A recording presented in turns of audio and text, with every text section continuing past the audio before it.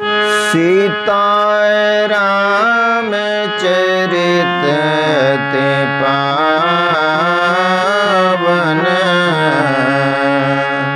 मधुर सरस रो अति मन भावन। पुनि पुनि कहते सुने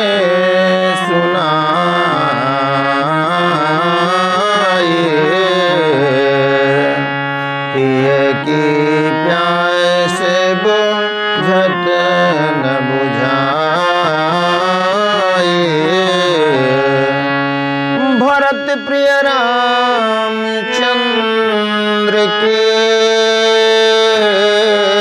जय, उमापति महादेव के जय, पवन सुत हनुमान के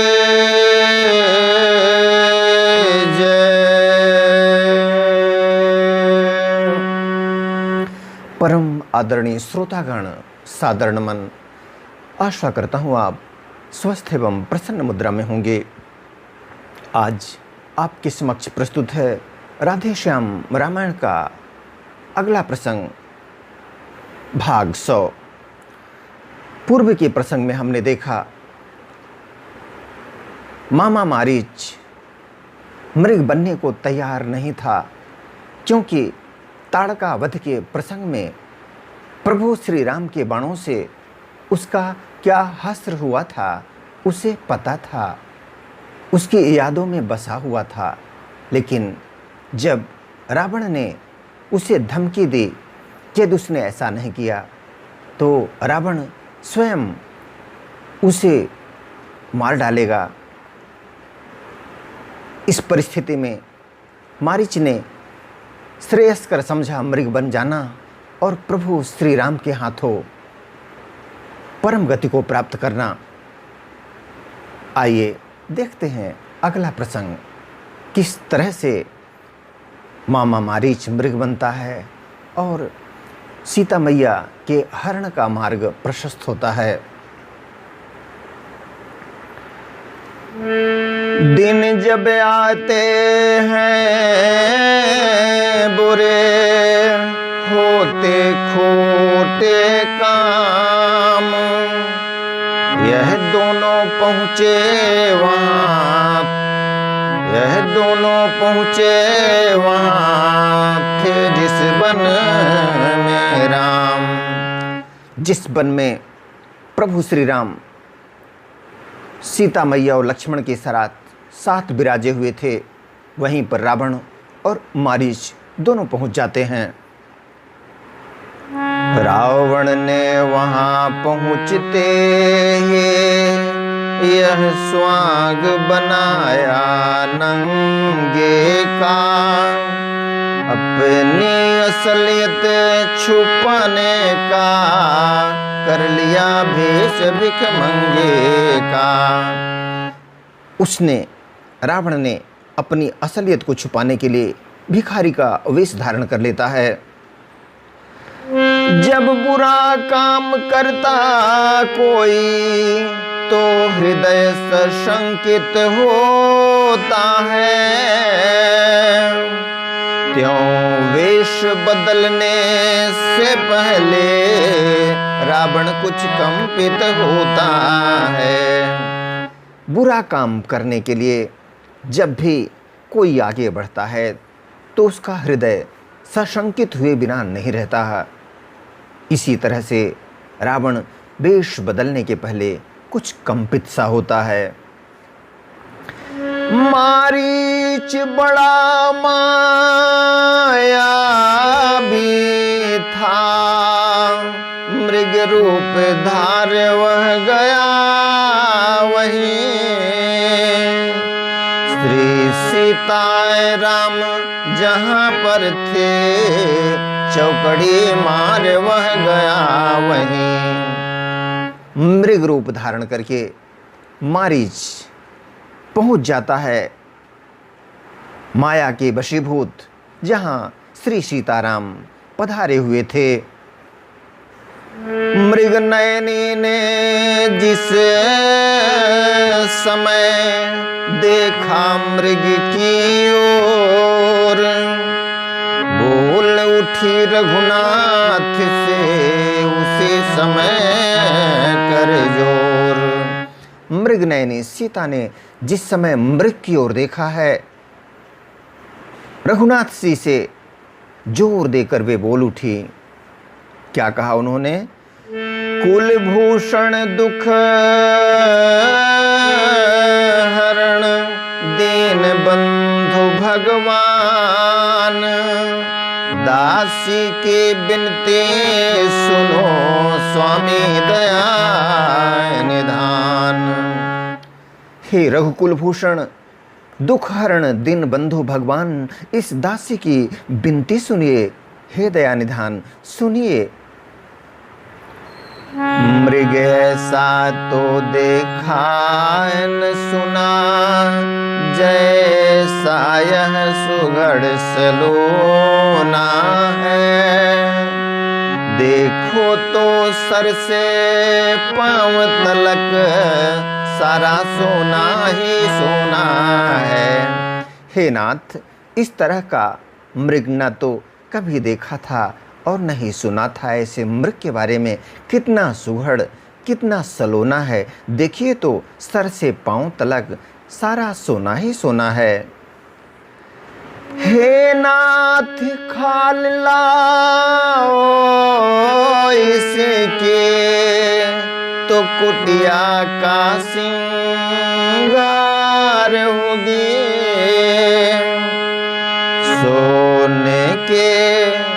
सोने के मृग की मृग छाला, क्या अद्भुत यादगार होगी। हे नाथ, इसकी खाल लाएंगे तो कुटिया का श्रृंगार होगी, और सोने के मृग की यह छाला क्या अद्भुत यादगार होगी। भला कहीं संसार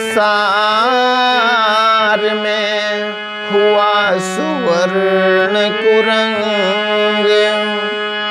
होनी होती है प्रबल करती है मति भंग। देखियो तो सही, संसार में क्या कहीं सोने का भी मृग हुआ है? लेकिन नहीं, होनी तो प्रबल होती है। कहते हैं होनी होई के रहे, काल की कैसी गति है। जैसी हो भवितव्यता तैसी मिले सहाय, होनी को कौन रोक पाया है। उस समय मति भंग जरूर हो जाती है। जैसा होना होता है वही परिस्थिति, वही स्वरूप और वही आदमी का कदम उठता है।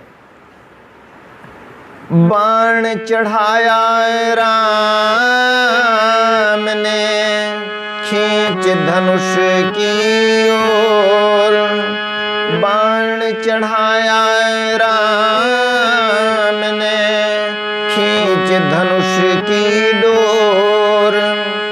सौंप लखन को जान के चले हिरन की ओर। प्रभु श्री राम ने बाण चढ़ाया, धनुष की डोर पर खींच लिया बाण को, और जानकी मैया को लक्ष्मण के हाथ सुरक्षित समझकर हिरण की ओर चल पड़े हैं। लक्ष्मण जी सुरक्षा की मुद्रा में वीरासन में बैठ गए हैं मां की रक्षा करने के लिए।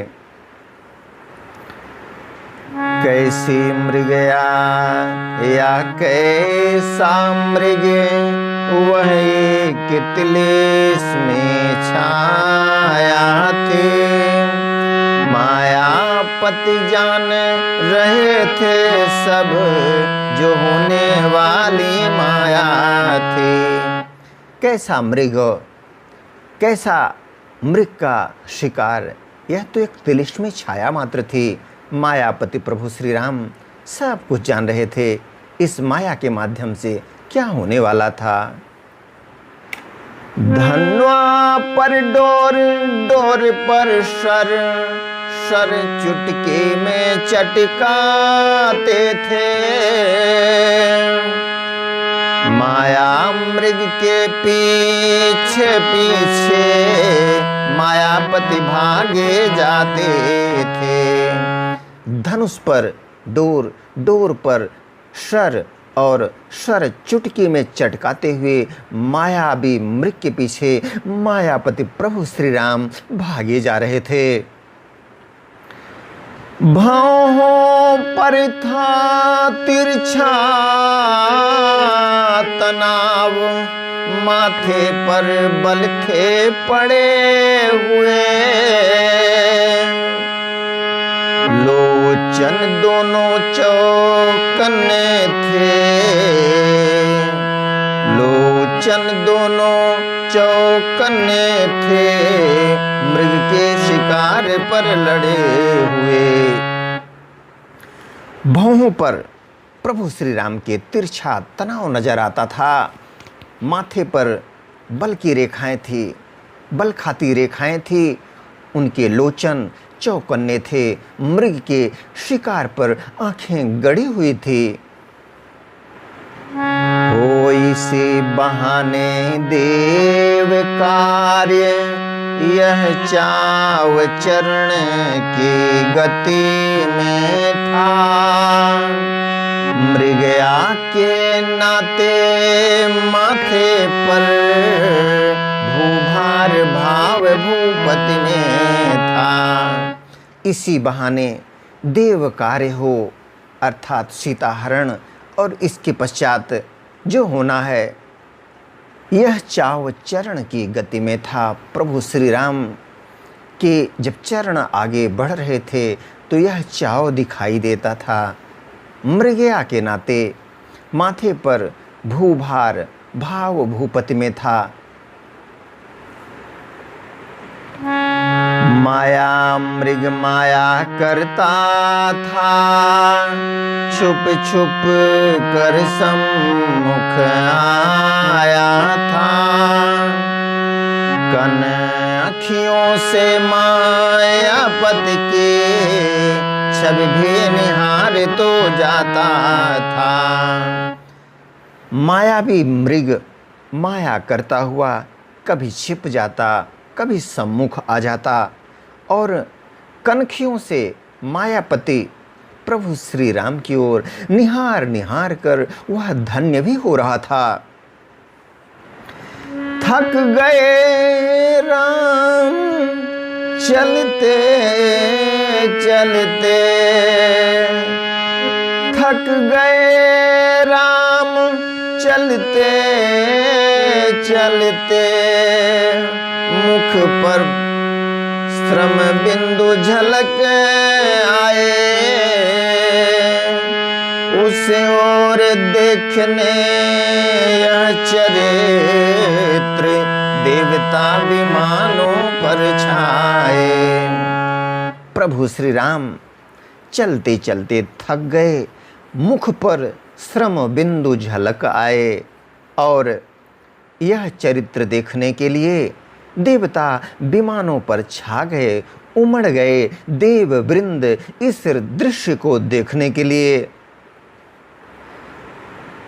तब एक बाण सदगति देने, लेने फिर एक प्राण पहुंचा।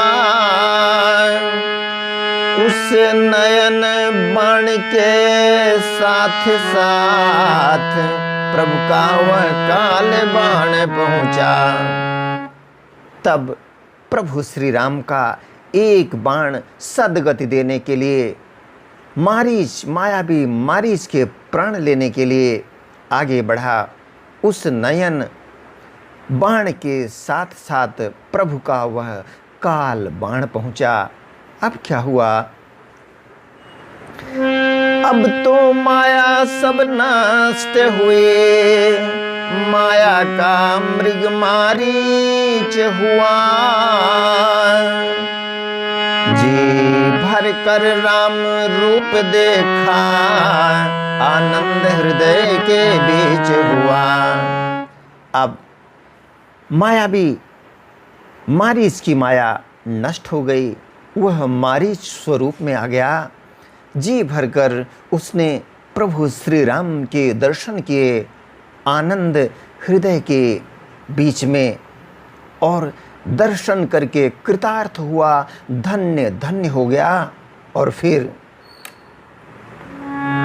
मरते दम भी मायावी ने मित्रता निभाई रावण की। हे लक्ष्मण मेरी सुध लेना, यह कहकर दे संवरण की। मरते दम तक इस मायावी ने रावण से मित्रता निभाई। क्या कहा?